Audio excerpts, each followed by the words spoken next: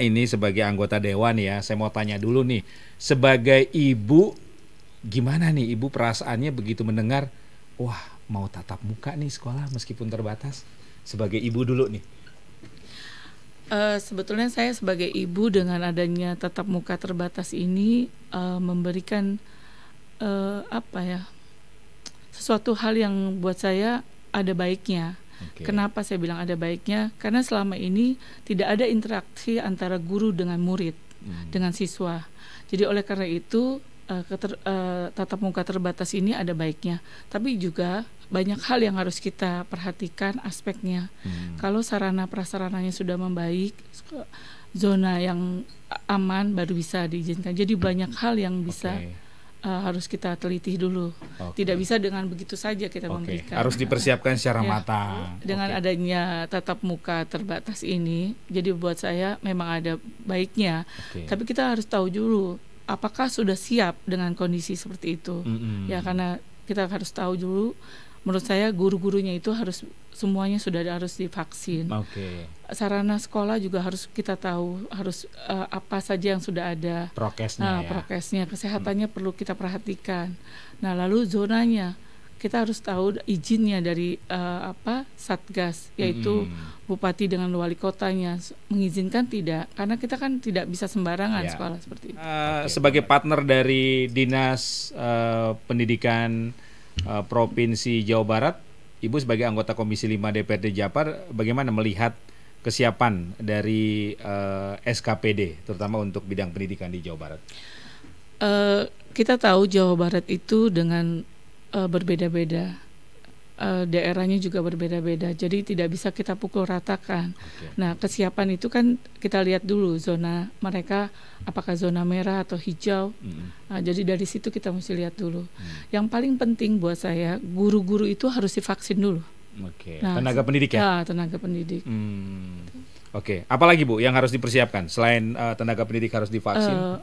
Prasarana dan sarananya harus ada. Jadi di situ juga harus ada, sekolah itu menyiapkan cuci tangan, terus jaga jarak dan jadwal sekolah. Satu kelas tidak bisa full, misalnya satu kelas 30 orang tidak bisa. Harus diatur dengan dibagi dua lah, antara jamnya pelajaran dan jam pelajaran juga tidak bisa full, harus dikurangi. Nah, secara umum Ibu Anti melihat di Jawa Barat ini bagaimana kesiapan sekolah menghadapi tatap muka secara terbatas ini? Kunjungi secara umum bagaimana di Jawa Barat Bu, sekolah-sekolah di pelosok itu, di perkampungan? Kalau di perkampungan itu mungkin mereka itu protokol kesehatannya kurang ya Pak ya. Jadi memang mereka tidak seperti orang kota yang sudah mengetahui prokes kesehatan. Kalau mereka tidak. Jadi memang harus lebih ekstra kerja keras lagi ya. Guru dan juga satgas siswa, tempat ya, termasuk siswa ya. Nah, kalau menurut Ibu dari SD, SMP, SMA, mana yang menurut Ibu harus mendapat prioritas nih? Kalau menurut saya dimulai dari SMA dulu, karena kalau SD, SMP itu kan mereka masih ini ya, labil, udah gitu.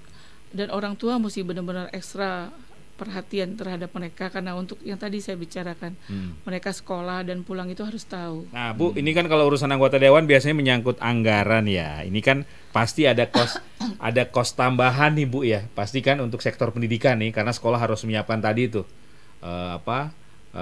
alat untuk pengecek suhu tubuh, hand sanitizer, mungkin harus menyiapkan masker juga. Nah, kalau di Jawa Barat kira-kira dana untuk itu standby nggak Bu, atau ada nggak itu? Kalau kita sudah siap, berarti kita sudah menganggarkan itu. Coba ya. Kalau menurut Ibu, apa sih Bu dampaknya bagi siswa jika memang tidak mendapat pendampingan yang baik di masa pembelajaran jarak jauh kemarin, sehingga memang opsi belajar tatap muka secara terbatas ini harus dibuka? Dampaknya banyak sekali Pak. Kita tahu kalau jaringan internet itu kadang-kadang mati, ya kan. Lalu untuk masyarakat di daerah, kita tahu mereka harus mengeluarkan biaya lagi untuk kuota pulsa. Lalu dengan secara Zoom yang mereka setiap saat tidak ada interaksi antara guru dengan siswa. Jadi mereka langsung biasanya yang saya lihat mereka cuma dikasih bahan suruh mengerjakan. Dan tidak ada lagi namanya kalau kita langsung tatap muka, mereka bisa diberikan pelajaran secara langsung, ada prakteknya, ada segala macam. Kalau itu kan tidak. Jadi banyak sekali kendalanya. Oke, baik. Ketika rapat dengar pendapat dengan Dinas Pendidikan Jawa Barat, apa yang disampaikan oleh pihak Pemprov, Bu, kemarin? Iya, itu. Jadi mereka memberikan wewenang penuh kepada orang tua murid untuk memilih apakah masih mau melakukan jarak jauh seperti yang sekarang ini, ataukah mereka mau melakukan tatap muka. Ya, oke. Jadi pilihan tetap Ada di orang tua. Di orang tua. Ya? Orang tua. Oke. Pak Agus di Bogor. Selamat sore Pak Agus. Ibu, gimana kalau kita tidak setuju tapi anaknya mau sekolah? Ini repot sendiri nih. Orang tuanya nggak mau tapi anaknya mau sekolah. Terima kasih Pak Agus. Kalau menurut saya protokol kesehatannya aja dijalankan. Jadi ya itu seperti yang tadi saya sampaikan. Orang tuanya harus mengantar ke sekolah, lalu menjemput anaknya. Lalu juga yang paling perlu yang kita harus ketahui, makanan itu Pak. Jadi tidak boleh jajan. Ya. Jadi orang tua membawakan makanan untuk anaknya, bekal dari rumah ya. Kalau menurut Ibu Anti, ini kan rencananya tahun ajaran baru ya Bu ya, Juli 2021. Itu harga mati atau memang tergantung kondisi masing-masing daerah? Tidak harus bulan Juli misalnya. Mungkin tahun ajaran baru masih PJJ, tapi mungkin Juli, Agustus, September. Kalau menurut Ibu Anti gimana? Tidak harus mutlak Pak. Jadi masih kita melihat kondisi daerah tersebut. Jadi tidak harus dipaksakan. Oke, ini maksudnya kalau yang nggak ngasih izin itu pengaruh nggak ke poin kehadiran?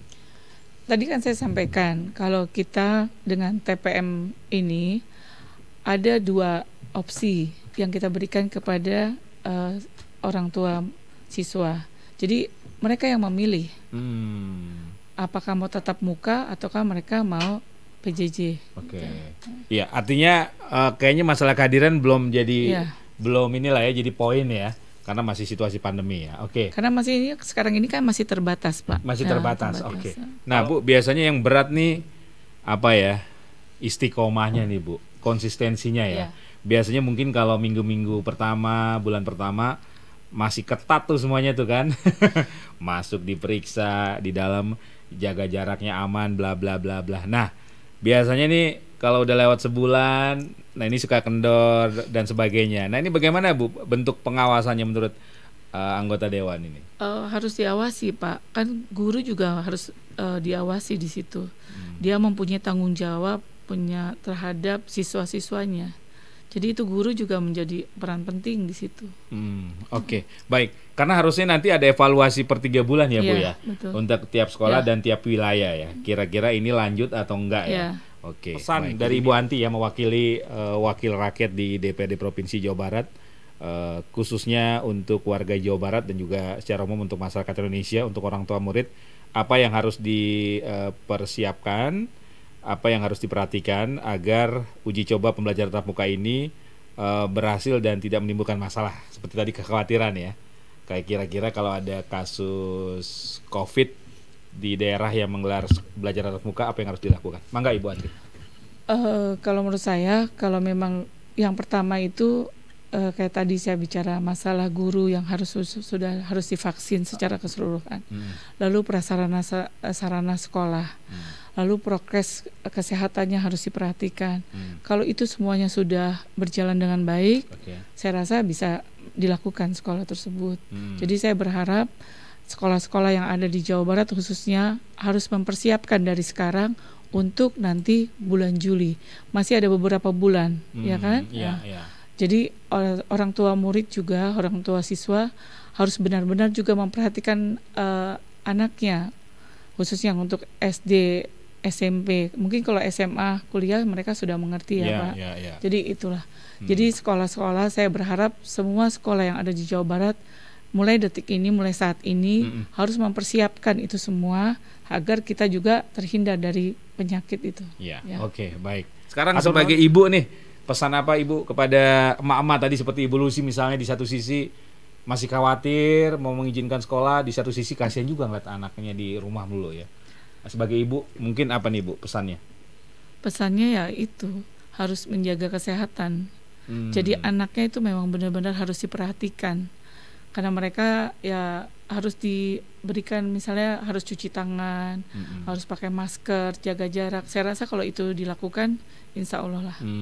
Oke, harus lebih telaten ya. Karena Bu? saya juga punya anak yang memang sekolah, dan memang lihat dia kasihan untuk di rumah terus ya kan. Mereka tidak bisa berinteraksi sama teman. Apalagi usia-usia mereka ya, usia-usia bermain ya.